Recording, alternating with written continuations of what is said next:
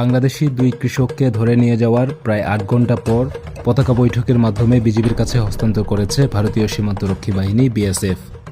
একই সাথে দুই ভারতীয় নাগরিককে ফেরত দিয়েছে বিজিবি। শুক্রবার রাত 8:30টার দিকে বিরল উপজেলার ধর্মপুর ইউনিয়নের ধর্মজৈন বিওপি ক্যাম্পের মল্লিকপুর কারুলিয়াপাড়া সীমান্তের ৩২০ মেইন পিলারের 10 সাব পিলারের শূন্যরেখায় এই পতাকা বৈঠক অনুষ্ঠিত হয়। এর আগে ওই সীমান্ত দিয়ে দুপুর 12টার দিকে দুই বাংলাদেশি কৃষককে ধরে নিয়ে যায় বিএসএফ। তাৎক্ষণিকভাবে দুই ভারতীয় নাগরিককে আটক করে গ্রামবাসী, পরে তাদেরকে বিজিবির কাছে হস্তান্তর করা হয়।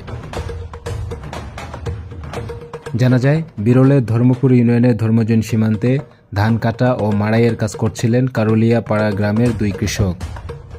দুপুর 12টার দিকে ওই এলাকার এনামুল ইসলাম ও মাসুদকে ধরে নিয়ে যায় বিএসএফ। এই ঘটনার পর দুই ভারতীয় নাগরিককে ধরে আনে গ্রামবাসী, পরে তাদেরকে বিজিবির কাছে হস্তান্তর করা হয়। News desk, creative Dinajpur.